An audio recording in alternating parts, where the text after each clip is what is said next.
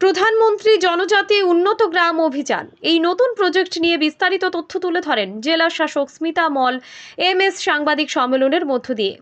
বুধবার বিকেল 5:30টা নাগাদ জেলা শাসক কার্যালয়ের কনফারেন্স হলে সাংবাদিক সম্মেলনে জেলা শাসক জানান, নতুন প্রজেক্ট প্রধানমন্ত্রী জনজাতি উন্নত গ্রাম অভিযান।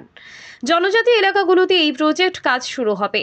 দক্ষিণ জেলার 8টি ব্লকের মোট 59টি পিছিয়ে পড়া গ্রামে এই প্রজেক্টে কাজ শুরু হবে বলে চিহ্নিত করা হয়। 1.04 লক্ষ জনজাতি এই প্রজেক্টের আওতায় আনা হয়েছে। পিছিয়ে পড়া এডিসি ভিলেজগুলোকে আর্থসামাজিক বিকাশের উন্নতি ঘটাতে এই প্রজেক্টে 4টি মূল লক্ষ্য নিয়ে কাজ করার জন্য চেষ্টা হবে বলে জানান জেলা শাসক। শিক্ষা, স্বাস্থ্য, বাসস্থান, অর্থনৈতিক মান উন্নয়ন এই প্রজেক্টের মূল লক্ষ্য। জেলা শাসক ছাড়াও এই দিনের আয়োজিত সাংবাদিক সম্মেলনে উপস্থিত ছিলেন দক্ষিণ জেলা সভাধিপতি দীপক দত্ত সহ জেলা অন্যান্য আধিকারিকরা। Bureau report, digital Tripura.